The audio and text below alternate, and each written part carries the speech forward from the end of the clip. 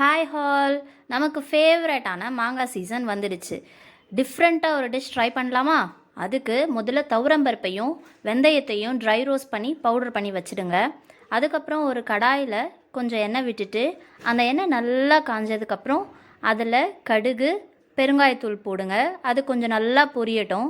அதுக்குள்ளே நம்மளோட மாங்காவை கட் பண்ணி கொஞ்சம் பெரிய பெரிய பீசஸாக கட் பண்ணி ரெடி பண்ணி வச்சுக்கோங்க. குட்டியாக போட்டால் கொஞ்சம் குழஞ்ச மாதிரி ஆகிடும், அதனால தான் கொஞ்சம் பெருசாக போட சொல்கிறேன். ஸோ அந்த கட் பண்ண மாங்காவை இதை கடாயில் போட்டுட்டு ஒரு நல்ல ஃப்ரை கொடுத்துருங்க.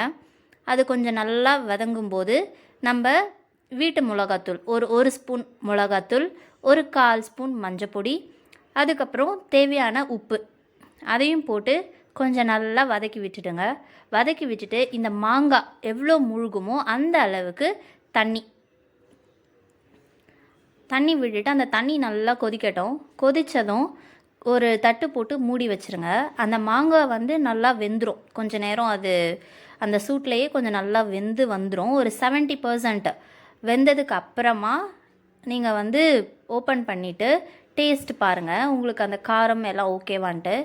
இப்போ ஓரளவுக்கு வெந்துடுச்சு. இப்போ நம்ம நாட்டு சக்கரை போட்டுக்கலாம். நாட்டு சக்கரை போடலாம், இல்லை வெல்லம் போடலாம், இல்லை சுகர் கூட போடலாம். மூணுத்தில் எதுனாலும் போட்டுக்கலாம். ஸோ இந்த டிஷ் நமக்கு ஸ்வீட்டாக காரமாக புளிப்பாக எல்லாம் கலந்த ஒரு டேஸ்ட் இருக்கும். ஸோ இந்த சமயத்தில் நம்ம நாட்டு சக்கரை போட்டுட்டு ஸ்வீட் ஓகேவான்னு பார்த்துக்கோங்க. இல்லை தேவைப்பட்டுச்சுன்னா இன்னும் கூட கொஞ்சம் நாட்டு சக்கரை நம்ம ஆட் பண்ணிக்கலாம்.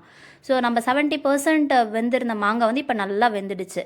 இப்போ லாஸ்ட்டாக நம்ம ஃபஸ்ட்டு வறுத்து ட்ரை ரோஸ்ட் பண்ணி ஒரு பவுடர் வச்சுருந்தோம் இல்லையா, துவரம்பருப்பும் வெந்தயமும், அந்த பவுடர் ஒரு ஸ்பூன் மேலே தூவி நல்லா கலந்து விட்டு இறக்கிட்டோன்னா நம்மளோட டேஸ்டியான மாங்காய் பச்சடி ரெடி. இது ஹீட் ஆகிடும்லாம் யோசிக்க வேணாம், நம்ம வெந்தயம் போட்டிருக்கோம்.